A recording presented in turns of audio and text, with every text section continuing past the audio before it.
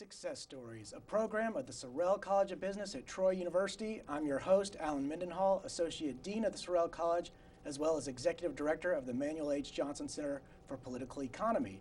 I'm joined here today by Dr. Mike Williams, President of Faulkner University for at least another month, and then incoming President at Harding University in Arkansas. Mike, thanks for joining me. Thank you, Alan. It's an honor to be with you and enjoyed our friendship for a long time, so this is fun to reconnect today. As have I. It's been a very good friendship, and I'm excited about your new move. I know that's got to be mixed emotions for you. You enjoyed your time at Faulkner, and you accomplished so much at Faulkner, and I'm confident that you'll be doing great things at Harding as well. Well, thank you. It is bittersweet. We've really moved to Montgomery 7 years ago, knew like two people in the whole community, and just have loved every bit of it. This is a rich community, and we've really enjoyed our time at Faulkner, and in many ways we'll be very sad to leave.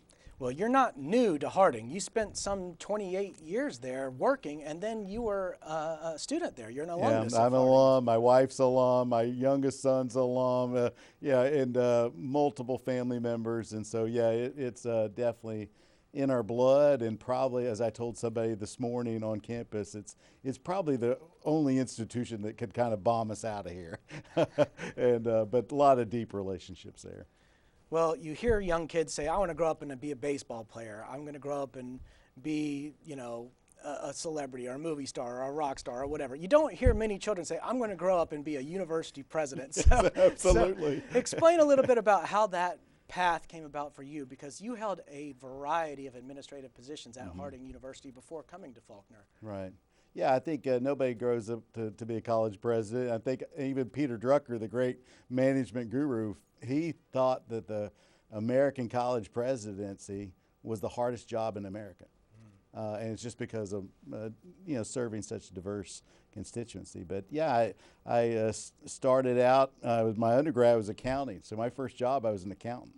Wow. And really just through a series of relationships, landed in higher ed and worked in enrollment, financial aid, and eventually moved to university advancement, where I was vice president for university advancement. And through that whole experience, mainly through enrollment, where you really learn so much about the university experience and how all the pieces work together, it was there that I really just developed a passion for what we did. And that just kept that appetite to continue to learn and grow and really put a stake in the ground and say, I really want my life to be centered in higher education. Well, while you were at Faulkner, you established the new College of Health Sciences. You really integrated the university into the community and got people involved in Montgomery and the surrounding areas, including a partnership with Davis Elementary School. Explain why that was important to you. Well, I think, regardless of how we've progressed as a society, I think still the portal to the community is the school. And really I felt like as Faulkner, emerges, we wanted us to gain relevance, and how do you gain relevance? I think it's in service.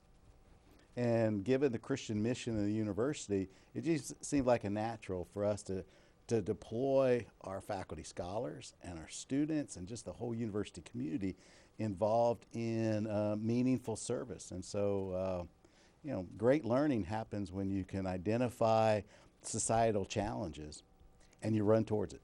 Well, what is, speaking of challenges, the most challenging aspect of the job as a college president? Well, I think some suggest it's like being the mayor of a small city. There really is a lot of diverse constituency. And I think probably the greatest challenge, especially in today's world, is how do you maintain diverse thought and yet civil discourse? And so we're a place of higher learning. And so how can we bring in people that think critically about the world and potential solutions, and how can we do that in a way that's productive, that does generate solutions rather than just generate forest fires? And too many times higher education has been guilty, I believe, of just throwing matches on top of, pine straw. and just creating fires rather than creating really meaningful dialogue. And because that's what I think our world needs. It needs accomplished leaders who think critically about the world, but yet can come together and really lock arms with community members and say, how do we make this thing better? Rather than the grenade throwing that we see in too many facets of society. Right. It's the university ought to be a place that builds people up rather than tearing things down, I think. Absolutely. And I'm in a business school now, so I'll ask a question about being a manager. I mean, Yeah. the university president is a manager of a vast number of constituents, and people forget that the university president isn't just an academic over department heads and department chairs, et cetera, faculty, but there are a number of things that the president has to worry about. It could be building maintenance, to parking, to enrollment, to fundraising. It's got to be a very complex position as a manager. How do you prepare yourself for that type of role, for the business side of things? Yeah. Well, I think higher education is increasing in its complexity. Just as you mentioned, it's really a diverse organization. And at the end of the day, regardless of our academic mission, we still have to sit on our own bottom financially. And so, increasingly, I think higher education leaders have to have the business acumen to run a complex organization. And, really, my background, I was an accounting undergrad, MBA, and really my doctorate was really the program that I saw at the University of Pennsylvania was really in response to this growing complexity.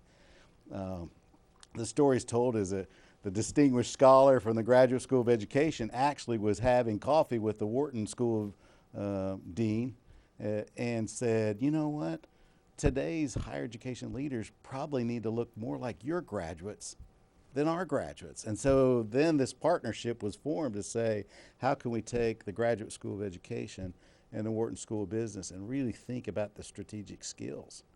And that's really what drew me to that program, but it really is in response to higher education being a very complex industry that has multiple parts, and it really needs to be led by leaders that have sophisticated skills to think about our unique marketplace and how do we tease out our very best version of ourselves.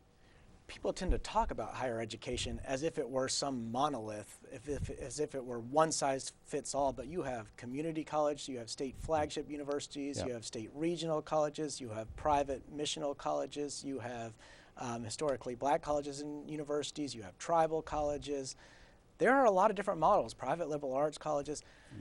And so I wonder if studying the way you did, studying higher ed at a doctoral level was helpful, and if that's something that you would recommend to others who might be pursuing a future in higher education leadership. Absolutely. I think one of the secret sauces of America is this wonderful tapestry we have in higher education where you do have these really diverse options. And I really push back against some of the forces that might say, hey, well, we really need to kind of whittle this down to a one-size-fits-all. And I think that's been the beauty of American higher education, is because you really have a lot of different options, and they represent the different needs of our citizens. And so I think understanding these unique niches, I think, is an important part of understanding the higher education landscape. And it's no secret that American higher education, even amidst its challenges, is the gold standard globally. People are beating a path to study in America, and there's a reason for it. And I think a lot of these rich, diverse options are actually part of that attraction. Do you think higher education still has an opportunity to repair some of the wounds in our country and to maybe heal some of the fracture and division that's out there? Yeah, I mean, a lot of these divisions are born out of ignorance. And so it's about people growing and learning and listening. For goodness sake, listening. Listening to one another. I think you learn those skills, you learn that ethos in a university setting that really does prepare. I mean, we are in a knowledge economy. And I think I understand the needs for a variety of different members in the workplace. I understand that. But when we look at the cataclysmic change that's happened in our nation in the last 40 years, and think about the technological advances that are going to be a part of the next 40, we're going to need a very well-prepared citizenry. And so as much as higher education has come under fire over the last few years, I'm thinking it's our only solution towards that kind of society. Otherwise, America will take a back seat to the world on a lot of different fronts if we don't continue to push our brightest and best students towards the academy. As birth rate decline continues apace and we have a decline in international enrollments as well, what can universities do to recruit students, to appeal to students, to make sure that they are still going to college? Yeah, I think I mean, there's certainly, you've got to create that relevance for, I think probably a challenge for us in higher education is to better articulate what is that we offer, what is it that we do, and then deliver on some of those claims. But I think obviously as competitions increase, I hope it, like every free market, it teases out our best. I mean, we got to believe in the free market that actually might make us better because of some of this contraction in the marketplace. But you know, I think it's one, we're in the midst of a recalibration period in higher ed. Well, you grew up in Ohio, Mm-hmm. and eventually made your way to Arkansas, to Harding. Yeah. What was school like for you as a kid? What did you like to study? Did you like history? Did you like math? Or did you have favorite teachers? Yeah, oh yeah, I loved it all, and that was probably a challenge because, you know, by the time I went to college, it just kept mushrooming. You know, I landed as an accounting major, and I loved every part of it. And in some ways, that preparation, the quantitative side of the business school actually was invaluable. But college also exposed me to so many different other areas that I'd never been exposed to. I mean, I'm a first generation college student. My mom and dad didn't go to college. And so this was a new opportunity for our family, and it just exposed my brother and I to just so many different thoughts that it was an empowering moment to go to college and really not just to learn in your discipline, but really just be exposed to so many different things. Did your brother go to Harding as well? No, my brother went to Lipscomb University in Nashville, Okay, Tennessee. yeah, another Church of Christ institution. Yeah. So how did your parents feel about your choice to go to college and your brother's choice to go to college? I imagine they were very proud. Oh yeah, and interesting. Even though they didn't attend, my father's military, was Air Force out of high school. My mom graduated the top of her class in a large public high school in Ohio, but just came from a very impoverished background, and so she wasn't really offered that opportunity. And so when my mom and dad came together, they were unequivocally behind us to go to college. In fact, they basically said, "You're going to college." And so we certainly had that kind of encouragement from day one that college was in our future. But I've thought a lot about the neighborhood I grew up in, and you know, there wasn't a college graduate in the neighborhood.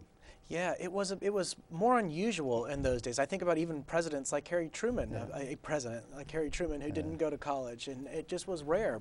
But that neighborhood of families, they fostered in all of us this deep desire to be our best. They were part of American exceptionalism, really. They believed that we all worked our best. And so as I go around the neighborhood, there's a graduate of West Point. There's graduates and there's advanced degrees. There's individuals in our neighborhood that are vice presidents and in leading organizations. There's a physician, and there wasn't one college graduate in the neighborhood. And but I think a lot about that, my mom and dad and my friends' parents, and how they really inspired us to give our dead level best, whether it's in the classroom or out in athletics or in arts. And I think a lot of those, those values that were instilled in us really did propel their kids Well, in a there's positive way. it sounds as if there's a testament there to community solidarity and to inculcating values and high standards and emphasizing the importance of achievement and working hard and diligence and tenacity and those kinds of values. I worry sometimes that we are losing those values. There's no doubt in my mind that we're losing sense of community and solidarity in neighborhoods. I know even to my own fault, there are many neighbors in my neighborhood I do not know. And I'm wondering if you sense that too, that there has been sort of a breakdown of community and just neighborliness. Yeah. And whether that has affected sort of society writ large, and you could maybe trace some of the problems we experience today as an entire country to that sort of loss of sense of community and local network. Yeah, absolutely. I think it's in that sense. I mean, when you live an isolated life, you tend to be more just consumed with your own perspective. And when you live in community, you're forced to play in the same sandbox. And I think a lot of things are learned there, not just in our social networks, but I think there's a level of maturity that's lost because just knowing how to function in a world that, you and I may disagree on something. Well, how do we handle that? And if we live in isolation, then when those things occur, we don't know really what to do. And I think one of the things I think a lot about is that this emerging generation has tremendous horsepower in a lot of ways. In some ways, they're so far advanced of where I was when I was 18. But most scholars would suggest that their moral reasoning and their maturity level is more like a 14-year-old when they enroll in college. And so that's a dilemma for us in higher education to have 18-year-olds who really have a lot of intellectual capacity. But from a moral reasoning standpoint, they're more like a 14-year-old, and how do we grow them?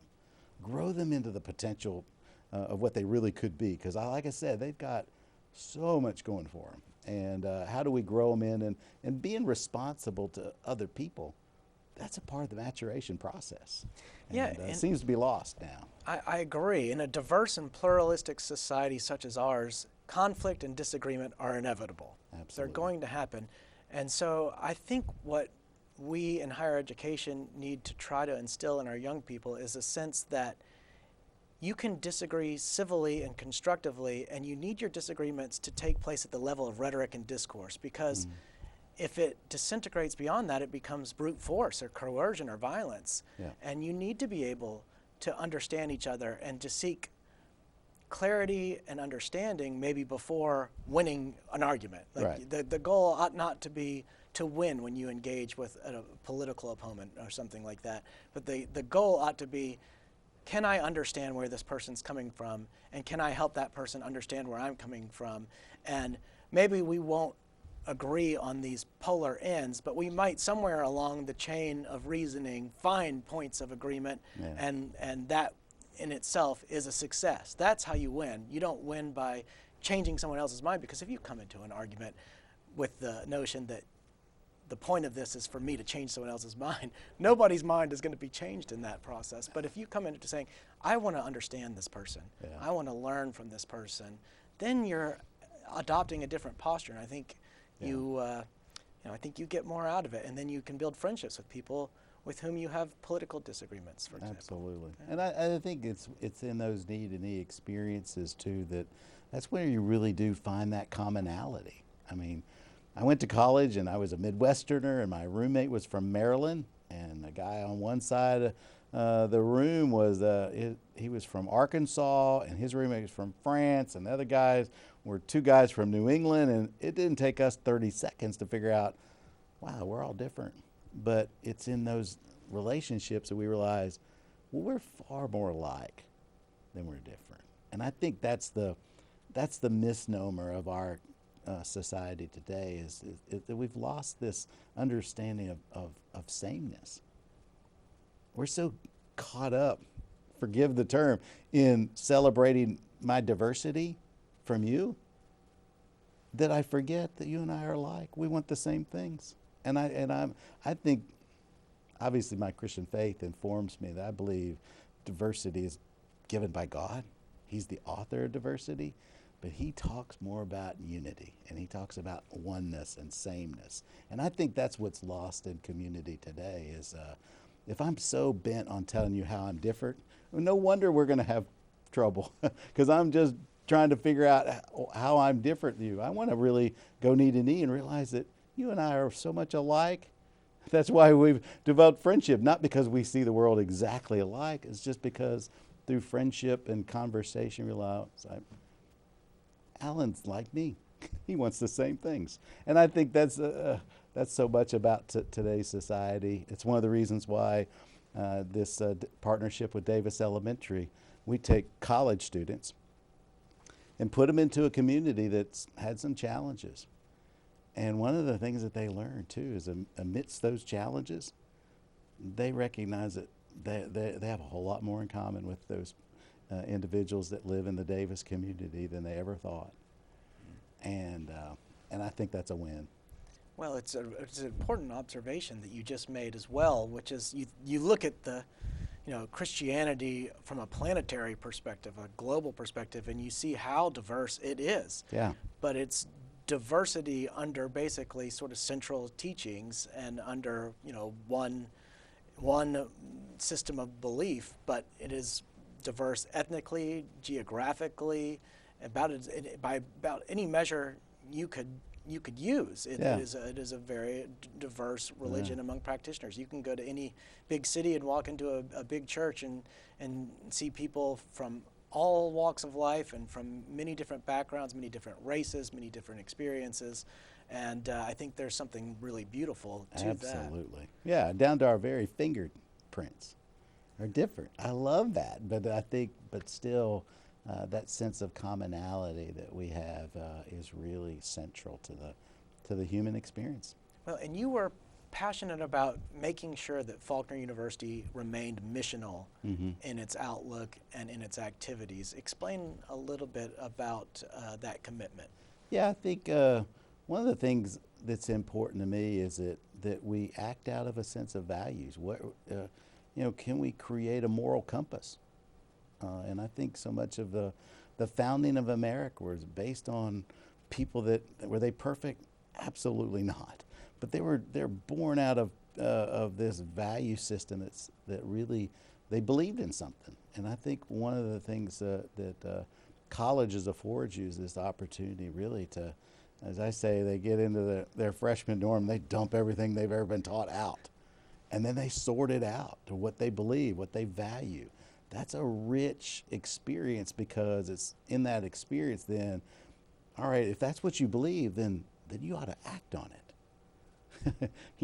Regardless of what you do, just act on those belief systems and anchor your life in a value set rather than the emotion of the moment, but have some forethought about what you want your life to be. And so that's deeply embedded into the Faulkner ethos is the Christian mission. Obviously, it's we're unashamedly Christian, and so we tell students, listen, we want you to frame a Christian worldview. That's the lens in which you'll see the world.